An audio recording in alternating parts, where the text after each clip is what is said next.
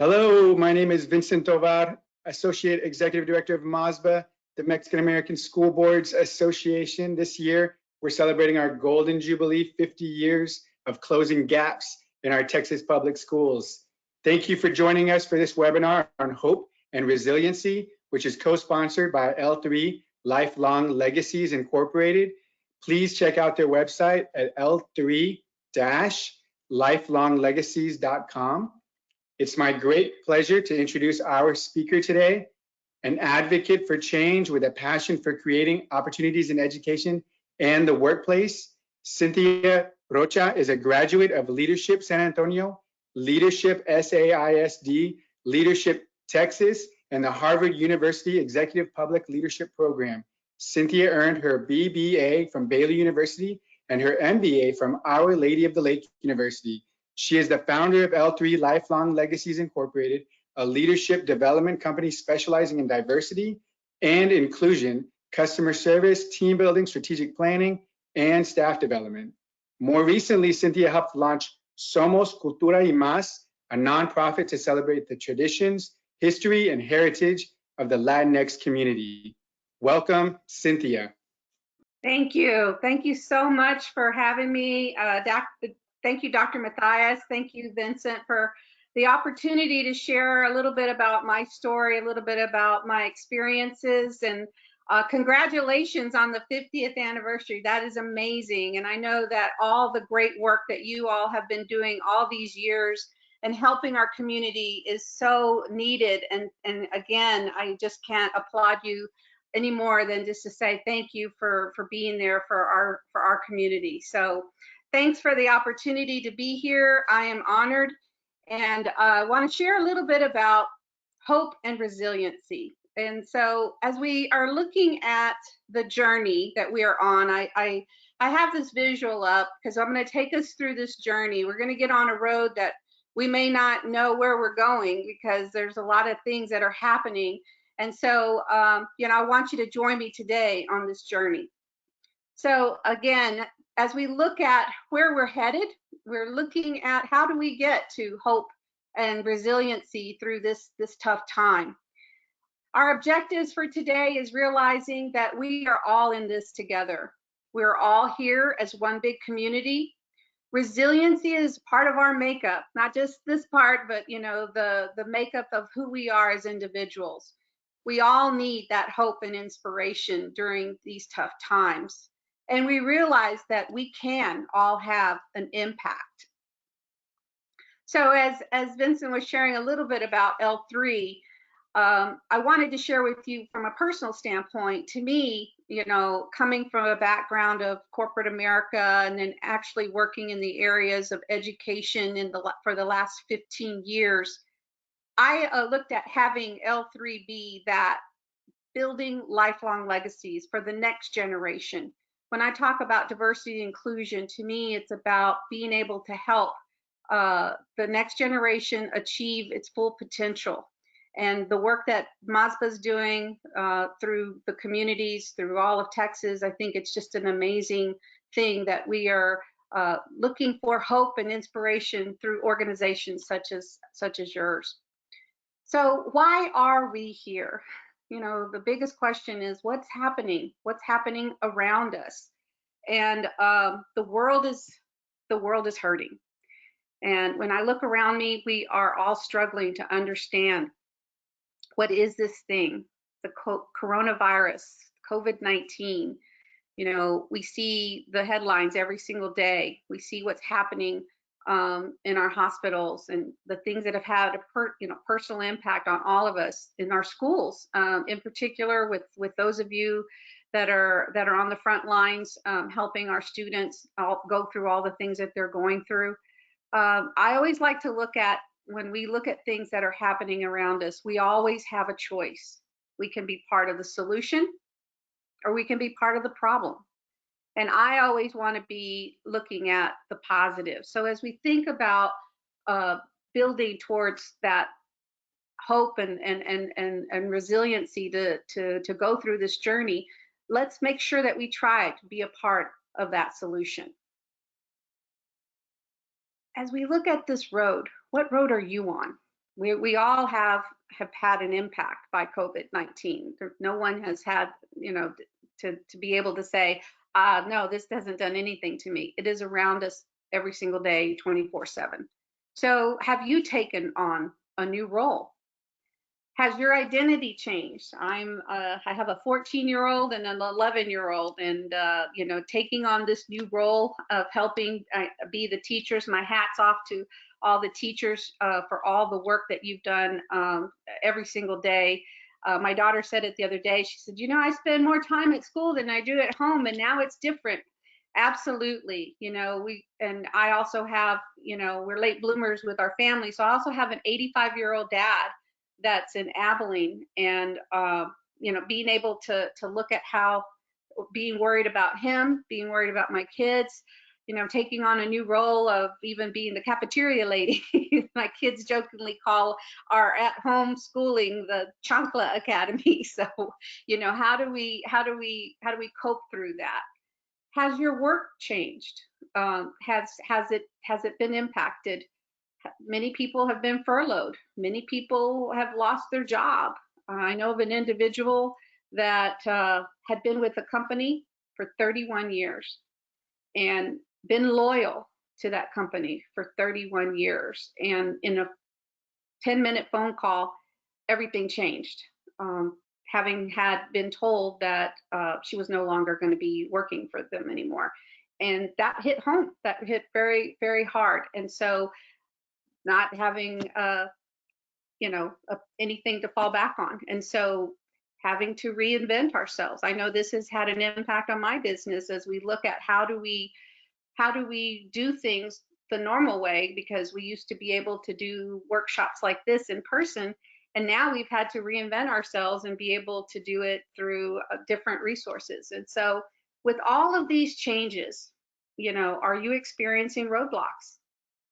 For me, sometimes I feel like I can be my own roadblock, putting things in front of me, that self-doubt that, are we going to make it? Is it going to happen for me?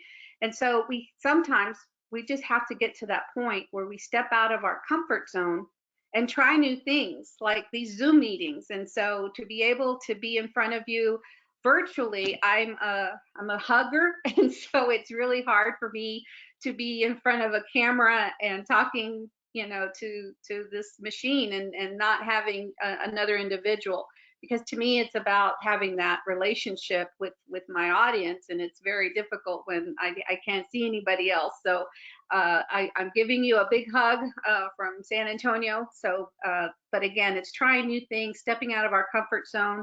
For many of us, I had heard of Zoom, but I had never really experienced it until now. It's kind of been forced on us, or other avenues that are out there to do this type of training. So what is happening around us? We see on our little road here, we see this sign that says change is coming, change is ahead. And I like to see this comical thing here that says, what if we just don't change at all and something just magically happens? And so they're sitting around the table trying to figure this thing out. And in the meantime, you see behind them their profits and their sales are going down, and they think, well, maybe we just be calm, maybe it'll just go away magically.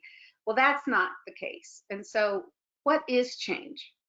And when I think about, people are sometimes resistant to change, but they always say we want change. So this one is really funny because it says, who wants change? And everybody raises their hand. But then when it comes down to it, and we say, who wants to change? It's like, oh, well, we want somebody else to do that, not us, So, what is it that we can do? And many of you may recall this book. It's a favorite of mine. And I quote it a lot. Who Moved My Cheese? If you haven't read it, it's a quick read. But I always think about which character, when before COVID, many times we're resistant to change. And we've got to look at ourselves as these little characters. Which one do we want to play, especially now, because the cheese has moved and the cheese is not coming back. So we need to be ready to change quickly and adapt to the new way of things. So as we look at how we will approach change, we need to look at how we'll look at ourselves.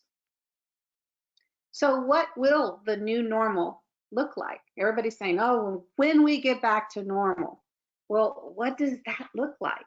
You know, I've heard many people say, well, we're all in the same boat now. Well, not necessarily. You know, your boat may be in calmer waters in this big ocean, but for some people, that boat is rocking and it is in some really chaotic water. So when we think about our new normal, what will that be? You know, for me, the way I see things may be different from the way that you will see the new normal, because the way that it has impacted you may not be the same way that it has impacted me. You know, we've had people that have been, you know, taken ill. We've had people that have affected their jobs. You know, it's affected our kids. It's affected the way we teach. So when I look at this picture, I see this young man and I think, okay, is he looking forward or is he looking to the side? We'll give you a minute to take a look at this. And, you know, at first it took me forever to see the second side, but that's what it took. It took time to really reflect and see things through a different lens. And because if you can't see both, maybe we need to take that time to see that, because the way you see things and the way that I see things may be completely different. So I think about, as I move forward on this journey, I think about the power of reflection and thinking about the word hindsight is 2020 has a whole new meaning now.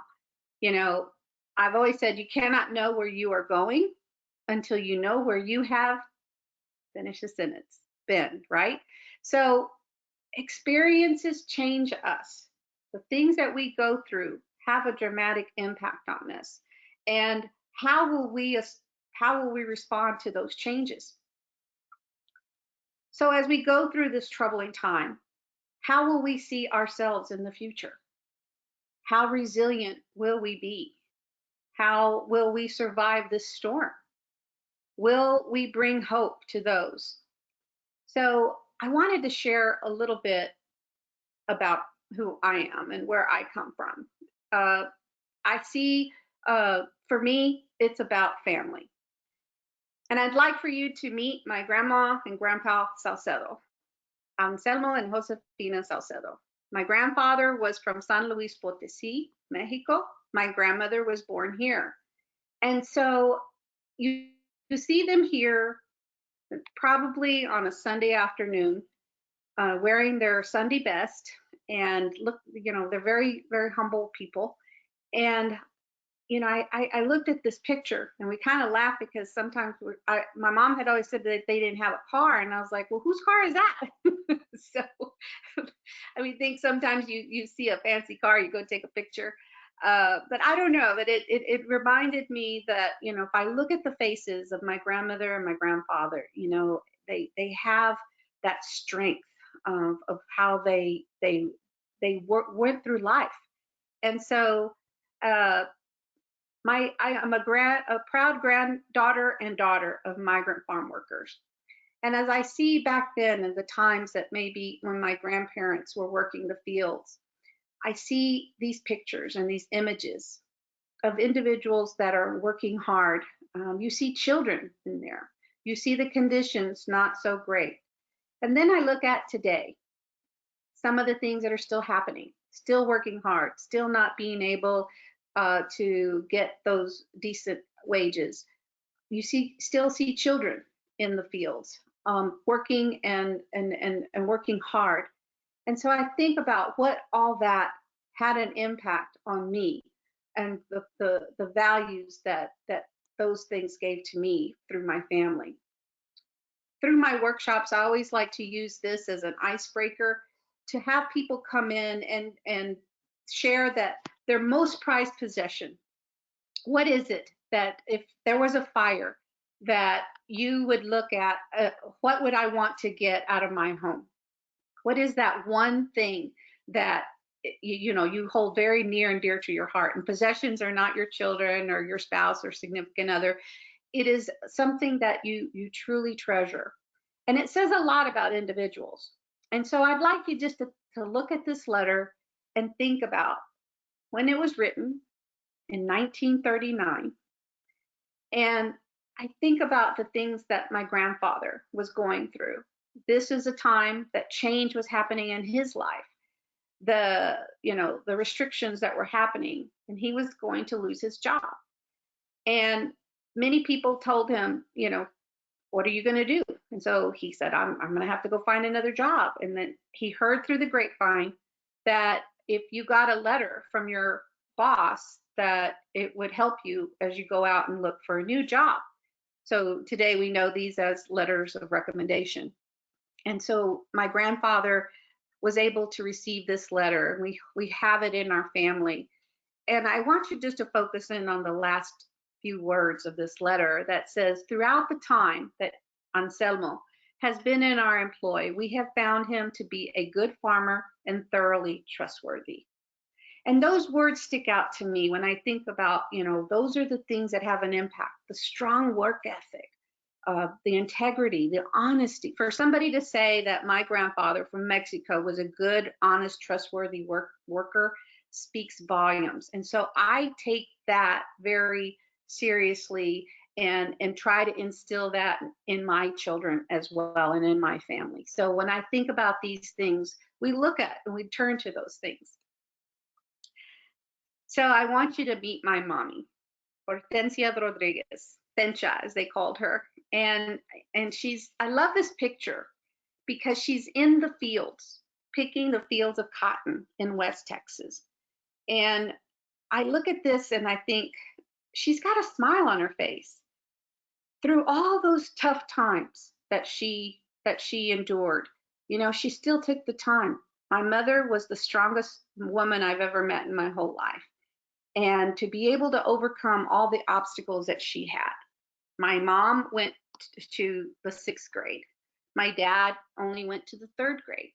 My dad tells stories, the sad story of, I said, Dad, why did you only go to 3rd grade? And he said, well, back then we didn't speak any English. And they were from El Campo, Texas, in that surrounding area. Both my grandparents were from that area. And Dad would tell stories of, the fact that when he was in school, the kids that spoke English sat in the front with the teacher that spoke English, and the kids that spoke Spanish sat in the back. And they were given a box of colors and a piece of paper, and that's all they did all day while the teacher taught the other kids in the front. And, such a tragedy. So, when you've got kids that are able to go and work the fields, that's what they said. You're just coloring all day? No, you're going to come work the fields. But I look at my dad. He's the smartest man I know. He's a tough cookie. And he, has voted in every single election. My dad, as one of my mentors talks about, he has a PhD in life. And my mother did everything they could to make our lives better. My grandfather, he knew something about this word education. When he left the fields, he went to work as a janitor for General Dynamics. And all he saw was these people walking around in suits and ties. And he said, what is it? And he realized that education was the key. And that's what he and my family always instilled in me. I was the first in my family to go to college. I was the first in my family to receive an MBA. And so for me, this is why this is so important. When I look at the things that are happening with our families today, this is my way of being able to give back because someone did that for my parents, and I want to be able to do it for the next generation. Therefore, building lifelong legacies for the next generation. So I thank my mom. My mom passed a few years back, and she is my heart and she is my soul. And I know that she's helping guide us through what we're going through today. And I'd like you also to meet Miss Kimberly Scobie Rojas. I had the honor of meeting Kimberly when we did a student program down in the Valley. Kimberly is from Weslaco, and she, against all odds, was a migrant student. And she ended up finishing, going to college, and now she's a teacher.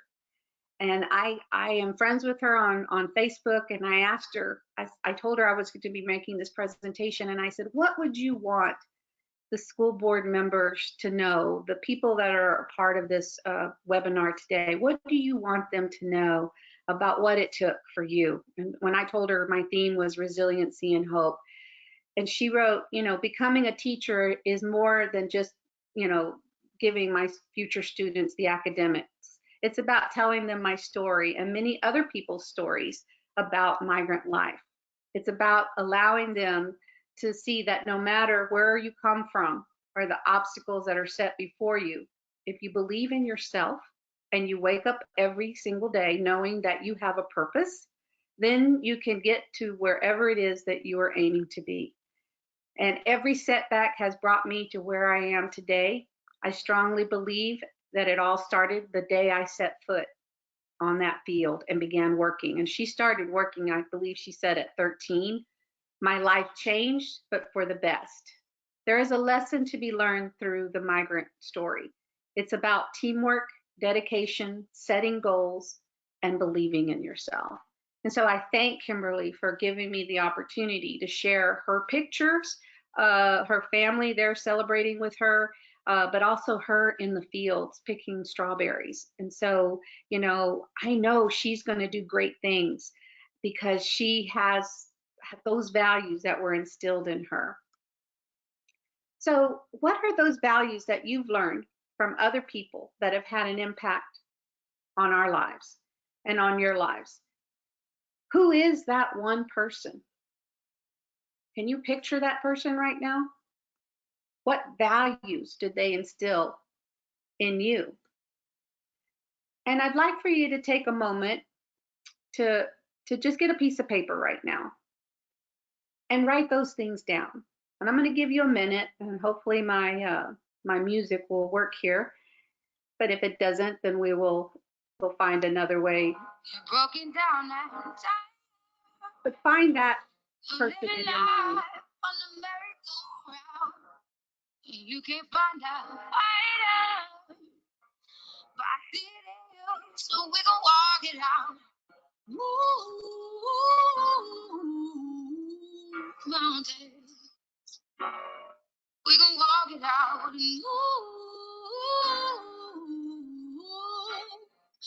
Mountains,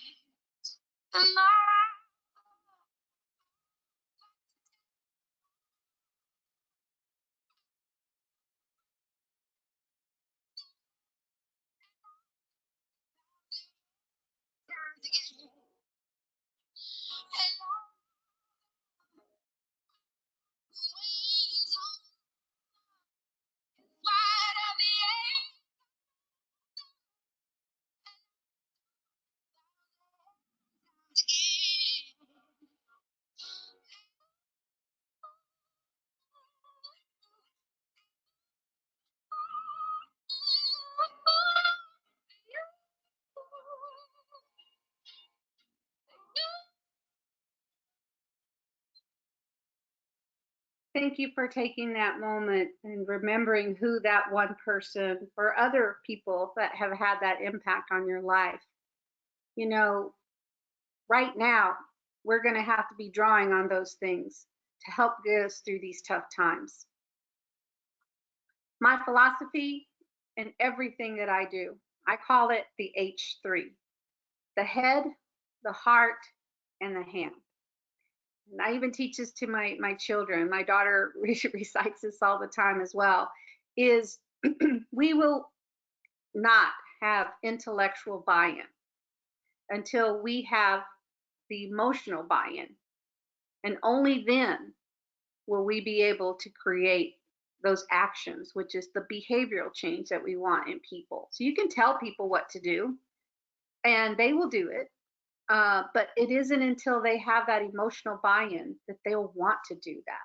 You becoming a school board member, you just didn't do that just because. You did it because you had it in your heart to create change. Therefore, you're doing everything that you're doing. And I know you're not getting paid. You're out there doing everything that you can to create this change for having our students get the best that they can. So, We thank you for that, because it is because you have that emotional buy-in. Emotional intelligence allows us to have a better understanding of those that we work with or those that we are around. This in turn, and we talk about from the business standpoint, this in turn promotes productivity in the workplace. It's making it easier for teams to bring out the best in everyone. While this seems like something that can be done with policies and procedures, and a lot of people go to those things, but it takes more than that to really make a team function at its best. And some people have the philosophy, it's my way or the highway, but it is really about getting people to buy in to what it is. Because when we talk about diversity and inclusion, it is about people feeling that they are a part of something bigger, that they are valued, that they are a part of something that they can help make a difference. And during these times of crisis, emotional intelligence can help you and your teams, your families, your communities. The headlines every single day are telling us how quickly the coronavirus is spreading. You see it every time you turn on the TV, the rising death toll. And even more, how many people have lost their job? The unemployment is climbing. The question about what's going to happen in the schools. I know my daughter has experienced a lot of anxiety. She's in 5th grade. And, she was so looking forward to her 5th grade promotional ceremony to go to middle school. And now, she is having to do her assignments online. And we are having to get real creative with that. So this is having a huge trigger of an amount of anxiety, and not only ourselves, but of our children. So as a leader, how are your people, your team, and your family, how are they dealing with this? Emotional intelligence is the ability to identify and understand and manage those emotions, both yours and those of others. Put more simply, it's the ability to make emotions work for you instead of against you. Emotional intelligence can be especially beneficial during a time of crisis, because there's many times that we panic, and we don't think rationally. We make decisions based on those emotions. And we really need to be looking at how we can connect on more of an emotional level. When people feel that they're looking at that, we have to look at our own leadership. So we think about, what is leadership? When we think about the action of leading a group of people in or within an organization, as school board members, as superintendents, as teachers, as mothers, as parents, all of these things, we are having to be that guide. And how do we get that? Many of you know my dear mentor. She spoke earlier in the webinar series, retired Lieutenant Colonel Consuelo Castillo Kickbush. And this is something that she always talks about. Leadership is not about you. He always jokingly says, it's time, get over yourself. Because leadership is not the same as holding down a position. It's not about titles. In fact, many people who hold positions or titles, they're not leaders at all. They may have been put in those positions, but they don't know how to lead. Leadership is the ability to set new direction or vision for a group that is willing to follow. The key word here is willingly. If you have to force people to follow you, then you're not really a leader. And that's something that we really need to think about, is in our positions today, what the decisions that we're making for our communities, for our schools, for our companies, we really need to think about what role that we have and the way people are looking at us in our positions. And when I think of this, I also think of service. What is it that we're doing for our communities? Because for us, it's about servant leadership.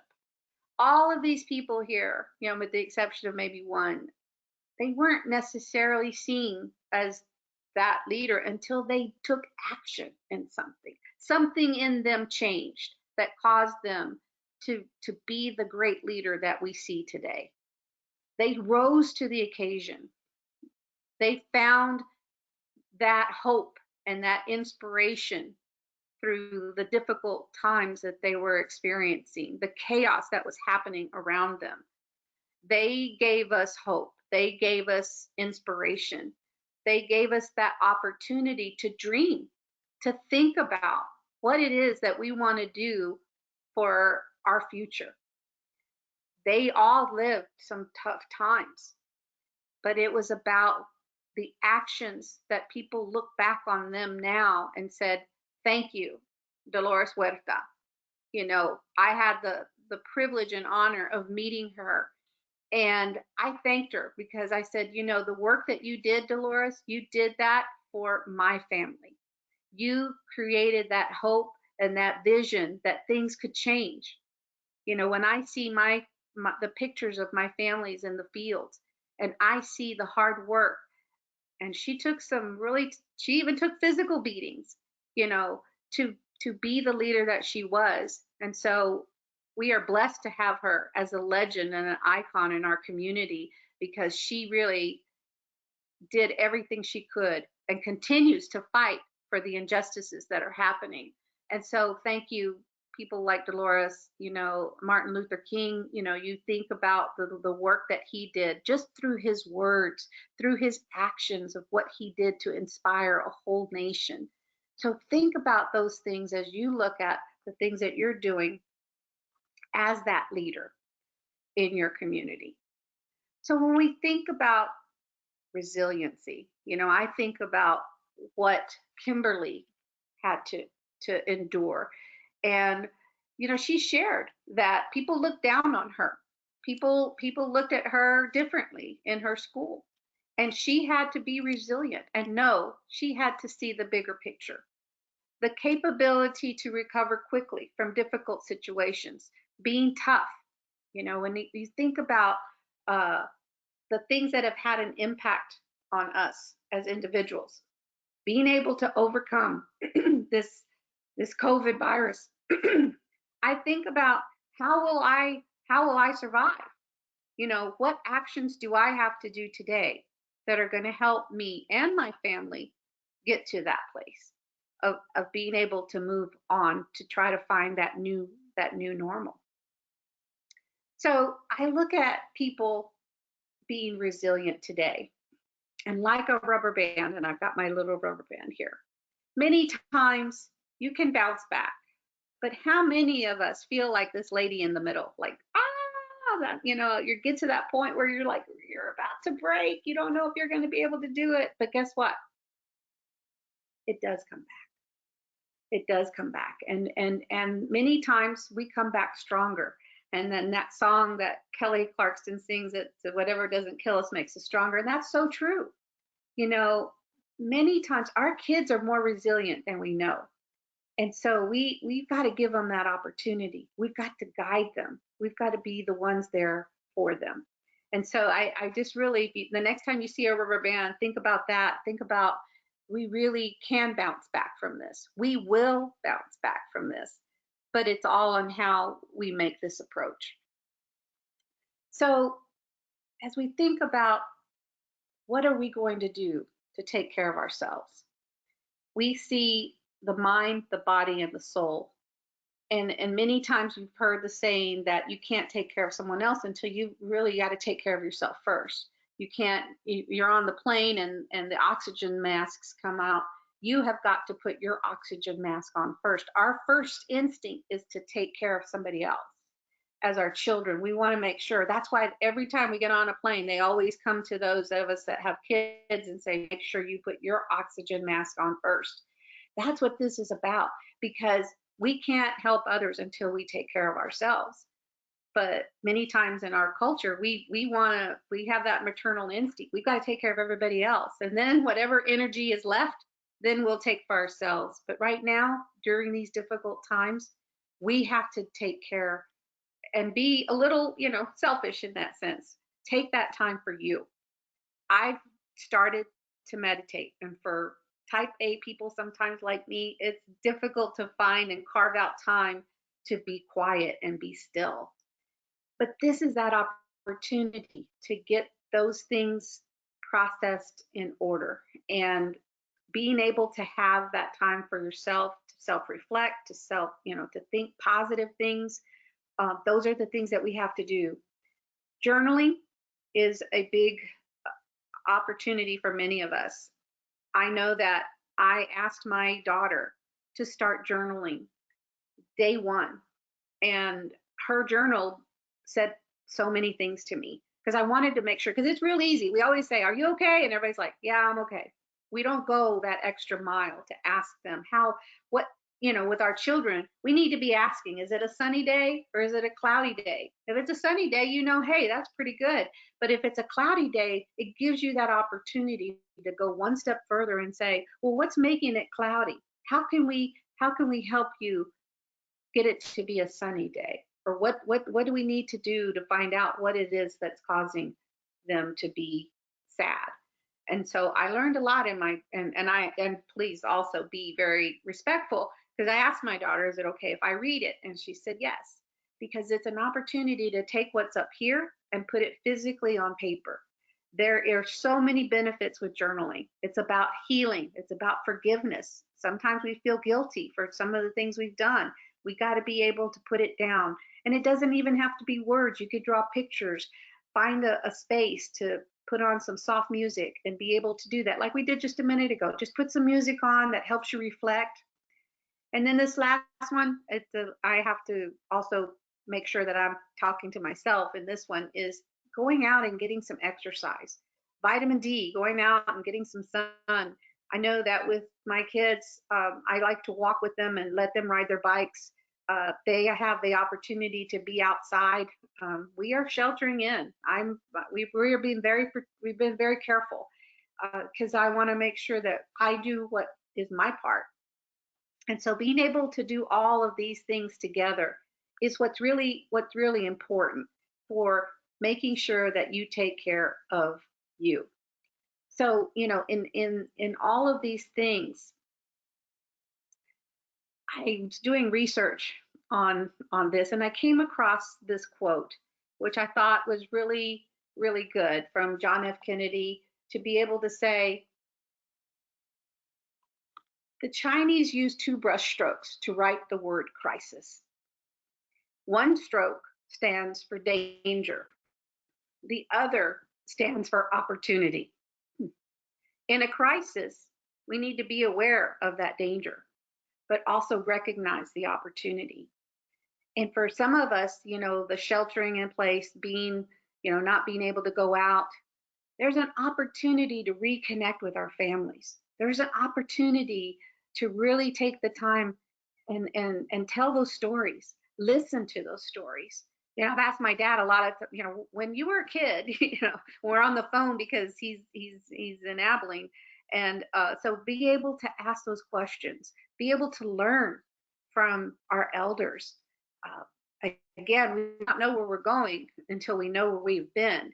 So take this opportunity during the chaos to really search for those things that will help us in the future, and not let us forget. Because when I think about the last time I felt this uncertain about things was during 9/11. And in 9/11, it really shook us as a country to the core, something that we thought would never, ever happen to us. And it did.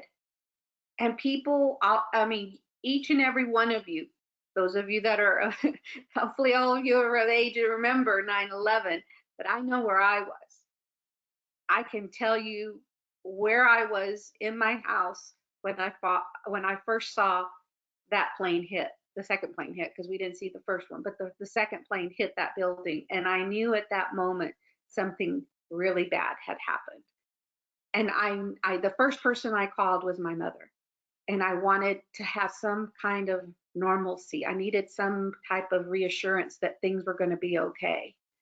And so to be able to look for that hope in seeing that light, in spite of being surrounded by all that darkness, And I don't know how many of you had the opportunity to see the Thunderbirds fly yesterday, but they flew over San Antonio and we got a quick glimpse of them from our home.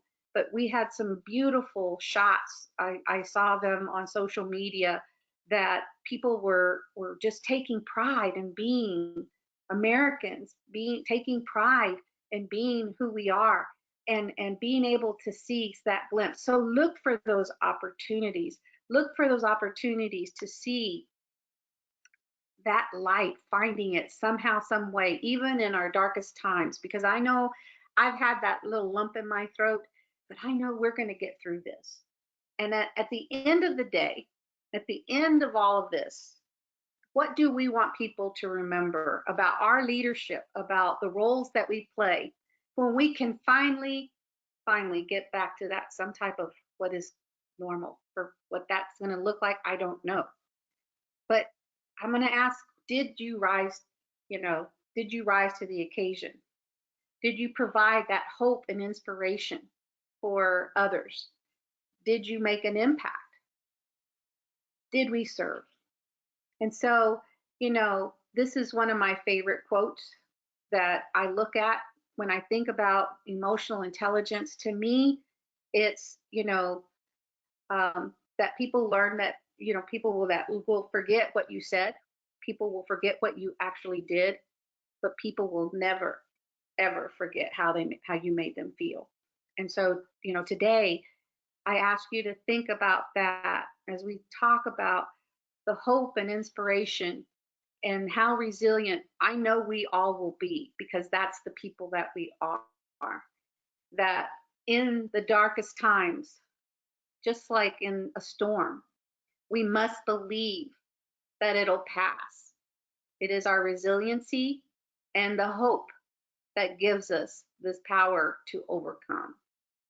And so I thank you for the opportunity to share a little bit about my experiences and my background, to help as we are all on this journey. So hopefully we get to that destination really, really soon. And that hopefully that our gas tank is a little bit fuller today, because you're on your way. We are on our way, and I feel it coming, and I feel it happening very soon. And, I have some breaking news I wanted to share with you, because I'm having to reinvent myself. I look at the things that, I'm normally doing live training, in-person training. So I'm having to figure this new thing out. But I will be launching some new online workshops next week via Zoom for a nominal fee. At this point, I want to serve, and whatever I can do to help you or your organizations, I want you to reach out to me. I can do customized workshops, do some discounts, whatever we need to do. Just to me, it's about serving. So, Vincent, I think you're there somewhere, but I really ask if people want to please reach out to me. If you have questions or comments, if you want to let me know a little bit about yourself, if I can help you in any way.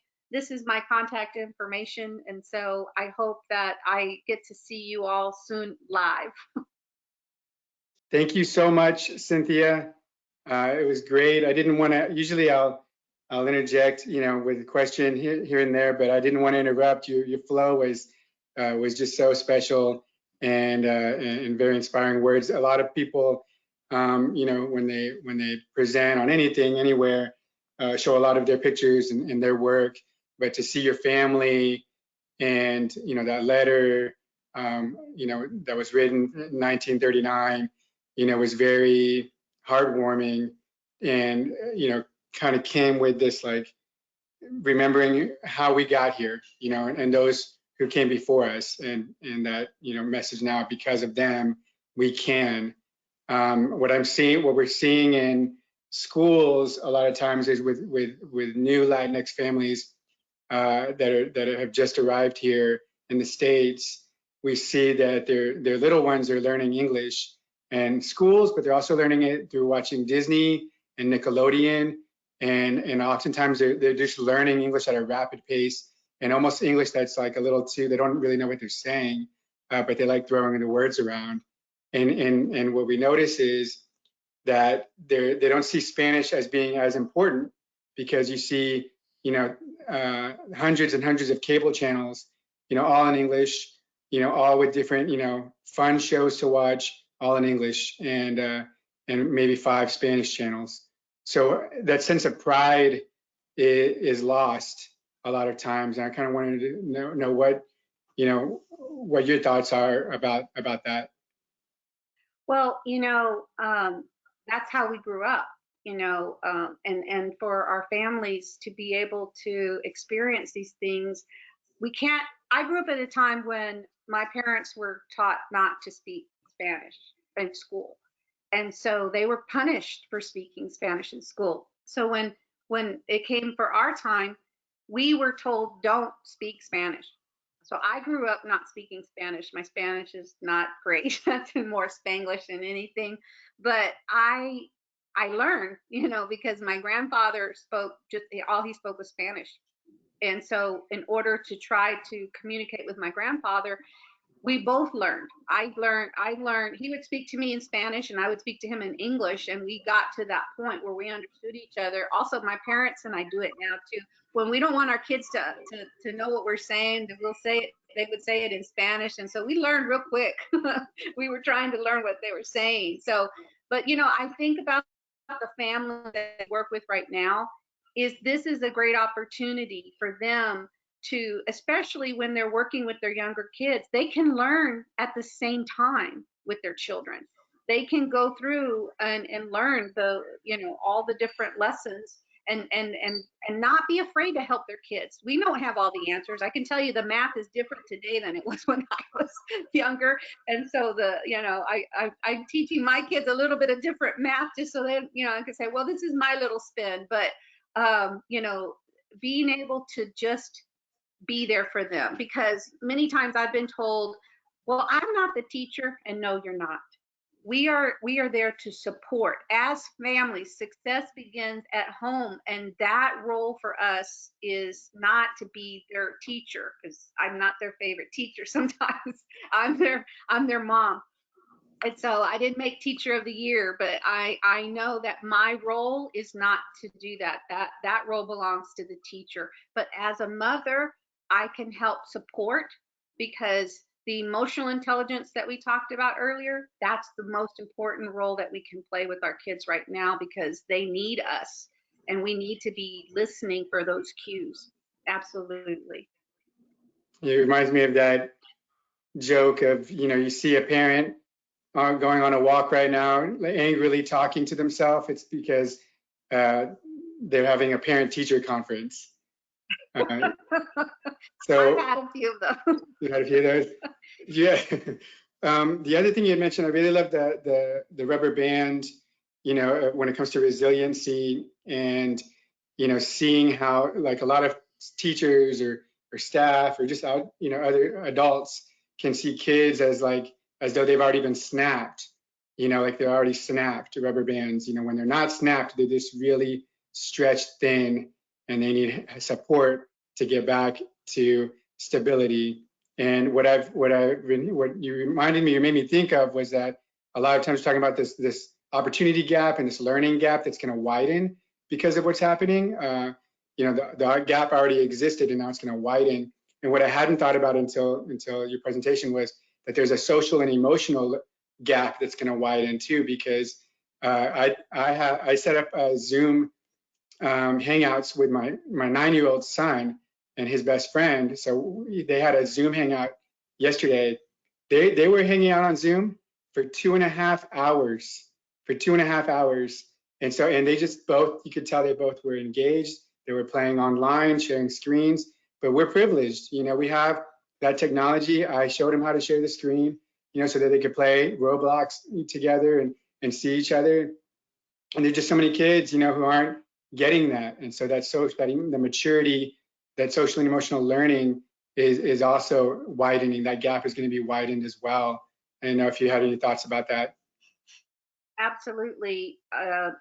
Those are some of the things that we really, as we try to come back to that normal, because I don't know what that's going to look like. I've been hearing things all across the board, all across the nation. Things are, some places, again, we're in this big ocean, and some places the boat is rocking like crazy, and in some places it's not.